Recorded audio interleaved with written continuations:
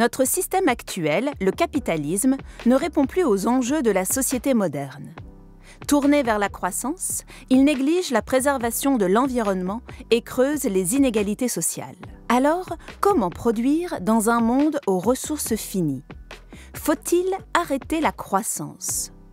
Nicolas Postel, économiste à l'Université de Lille, nous présente le concept de post-croissance qui envisage le monde en dehors du capitalisme. La post-croissance, ça désigne le fait qu'on quitte un système qui avait pour unique objectif la croissance des biens matériels pour entrer dans une représentation de la société différente. Tel qu'on en parle aujourd'hui, on mesure en fait uniquement la croissance du produit intérieur brut, c'est-à-dire de ce qui est produit par le système industriel. On y ajoute des éléments immatériels, on essaye de mesurer aussi des éléments de service public. Par contre, on ne se pose pas la question de savoir si cette augmentation est positive ou négative du point de vue du bien-être social. Vouloir arrêter la croissance, d'abord, c'est interroger notre capacité à croître toujours. Les économistes, depuis qu'il y a des économistes, se sont tous accordés sur le fait qu'on ne pouvait pas croître indéfiniment dans un monde fini. Et que donc, passer une période de croissance, on allait être rattrapé par les questions des limites sociales et environnementales. Et nous y sommes, en fait. Vouloir croître toujours, c'est le moteur du capitalisme. Mais s'il est insoutenable à long terme, pourquoi l'encourage-t-on depuis des siècles? Pour répondre à cette question, il faut remonter un peu dans le temps. L'idéologie de la croissance se met en place à la fin du XVIIIe siècle. À cette époque, 80% de la population française vit de l'agriculture. Et la moindre mauvaise récolte entraîne des difficultés à se nourrir. L'espérance de vie dépasse à peine les 30 ans. Dans ce contexte, la stimulation de la croissance économique révolutionne les conditions de vie en Occident. L'industrialisation, surtout, a permis d'augmenter la production pour répondre aux besoins de la population. Quand on cultive plus et plus vite, on nourrit plus de monde. En 250 ans, les Occidentaux s'enrichissent et leur niveau de vie augmente. La croissance a fait son travail. Mais aujourd'hui, alors que l'on produit déjà assez pour satisfaire nos besoins, la croissance reste au centre de notre modèle économique. Les richesses augmentent, mais nos conditions de vie ne s'améliorent plus. Pire encore, l'augmentation ininterrompue de la production menace notre avenir sur Terre en épuisant les ressources naturelles. Une chose est sûre, dans un monde aux ressources limitées, la croissance infinie est impossible. C'est ce qu'on appelle le dilemme de la croissance. Malgré ce constat, les gouvernements occidentaux ne semblent pas prêts à changer de modèle. Certains affirment même que la croissance peut être verte. Qu'est-ce que ça veut dire?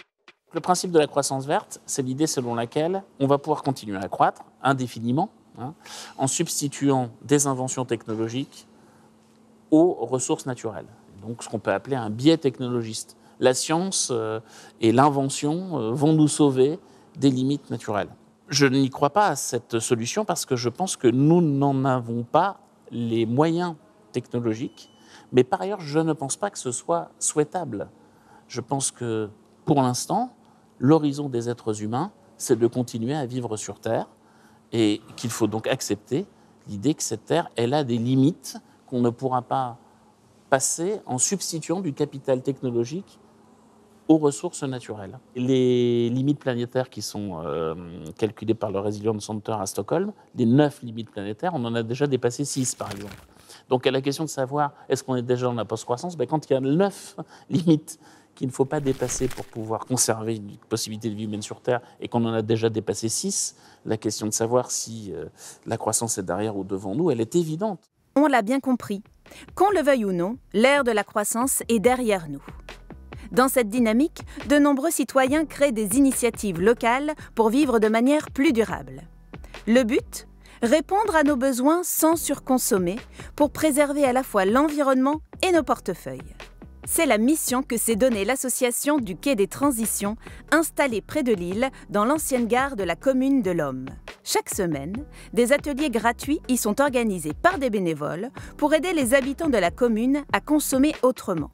Ici, on récupère, on répare, on fait du neuf avec du vieux, selon les principes de l'économie circulaire. Et la star du Quai des Transitions, c'est le Repère Café, un atelier de réparation coopératif. On a des bénévoles experts en réparation qui viennent et qui gratuitement aident à la réparation d'objets que les gens peuvent apporter. Donc pour l'instant, on fait uniquement tout ce qui est petit électroménager, les vêtements aussi. On a des couturiers et couturières qui viennent nous donner un coup de main. Et on a aussi un expert en informatique qui vient pour aider à réparer les ordinateurs. Là, le but, c'est d'apprendre à réparer. Donc la réparation se fait en binôme entre le bénévole et la personne qui amène l'objet. On propose également des ateliers couture. Ça va de simplement apprendre à utiliser une machine à coudre à des thématiques un peu plus poussées, par exemple l'upcycling. Le principe de l'upcycling, c'est de prendre du vieux textile qui ne sert pas et de les transformer en d'autres choses. Par exemple, je ne sais pas, vous avez une vieille couverture dont vous ne vous servez pas. Selon un patron, vous pouvez la découper pour en faire une veste. Par exemple, voilà, ça c'est de l'upcycling. On vit dans une société où il est beaucoup plus facile et beaucoup plus valorisé de jeter son appareil et d'en racheter un autre plutôt que de le faire réparer. Et ce qu'on veut proposer avec l'association, c'est justement de rendre ces parties-là simples. Dire, chez nous, faire réparer les appareils, c'est une fois par mois et ça ne coûte rien. Donc pour les personnes, c'est hyper avantageux. On essaie de rendre l'écologie la plus abordable et le plus facile possible. L'ADN de l'association, en fait, c'est d'arriver à montrer que l'écologie, c'est pas quelque chose d'hors sol, un peu réservé à une élite, quelque chose de très théorique, mais c'est des choses qui sont très pratiques, très concrètes, très simples, qui permettent surtout de faire des économies, tout simplement. Les initiatives, comme le Quai des Transitions, se multiplient. Mais ces projets isolés ne suffisent pas à transformer la société. Alors, concrètement, comment change-t-on de modèle? La première mesure de post-croissance, c'est réduire les inégalités, imposer les plus riches et redistribuer enfin l'argent à ceux qui en ont besoin pour satisfaire leurs besoins de base. Parce que la question des fins du mois, ce n'est pas une question de volume de ce qui est produit ou disponible en France, c'est une question de répartition extrêmement inégalitaire. Le deuxième élément, c'est qu'une fois qu'on a satisfait les besoins de base, ce dont souffrent les gens, c'est de ne pas avoir le temps de travailler pour mettre de l'essence dans la voiture pour aller travailler. Vous voyez bien que si vous sortez de cet élément un peu mortifère, eh bien vous donnez de la liberté aux individus, des revenus suffisants pour qu'ils soient plus obsédés par l'idée de la fin du mois, une organisation sociale qui fait qu'on ne mesure plus la qualité des personnes en fonction de leur bien-être matériel visible. Je pense que, évidemment, la question de la post-croissance, elle suppose déjà de régler cette question. Dans un monde libéré de l'obsession pour la croissance, on ne produit plus dans l'unique but d'accumuler des richesses, mais avant tout pour répondre à nos besoins et assurer le bien-être collectif. Cette nouvelle priorité implique de changer notre rapport au travail. La question de l'évolution du travail, elle est centrale dans les perspectives de post-croissance. C'est sans doute là qu'il y a le plus à faire. C'est-à-dire de refaire en sorte que l'endroit où on travaille, ce soit un endroit qui ait du sens. Il y a donc un travail à faire sur ce dont on a besoin et un travail à faire sur valoriser tout ce que l'on fait pour y répondre. Le besoin premier, c'est de se nourrir et c'est probablement les tâches liées à l'alimentation qui ont été le plus dévalorisées ces dernières années.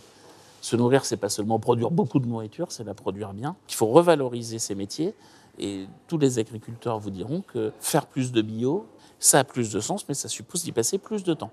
Donc là, il y a un gisement d'emploi très important. Le deuxième élément, une fois qu'on s'est nourri, c'est de se loger. Il y a un champ très important d'activité dans le fait d'avoir des logements non pas plus grands, mais qui soient plus résilients sur le plan écologique, mieux isolés, et qui soient donc plus décents ou plus durables. Troisième élément, c'est bien sûr le temps que l'on passe à vivre ensemble, à l'éducation, à l'échange, à ce qu'on appelle le care. Tout ça ne coûte pas de problème écologique. Et pourtant, c'est dévalorisé. Ça l'est de plus en plus. Répartir les richesses, réformer le travail, réorienter la production. Ce n'est pas à la portée de tout le monde. À l'échelle individuelle, on peut ajouter sa pierre à l'édifice en consommant de façon plus responsable. Mais la transition économique de toute la société ne se fera pas sans une volonté politique forte. La difficulté des transitions, surtout quand c'est une transition qui porte sur le cœur de notre système économique et social, c'est qu'il faut changer l'entièreté de notre manière d'être. Même si on culpabilise, de mon point de vue, beaucoup trop, les personnes, les individus, les familles sur le fait qu'elles seraient responsables du réchauffement climatique et de l'extinction de la biodiversité, la réalité c'est que le problème est systémique. Et donc, il faut une solution au niveau du système. L'ensemble des initiatives qui existent sur le terrain, elles nous indiquent une direction pour le monde de demain. Elles sont donc extrêmement importantes et inspirantes, mais d'elles-mêmes, elles ne changent pas le système. Et notre rôle de citoyen, c'est précisément de porter cette demande auprès de nos représentants politiques, d'aller pousser pour que, d'une certaine manière, l'État nous libère de l'idéologie de la croissance et donne toute leur chance aux initiatives alternatives. Sur le papier, la post-croissance fait rêver.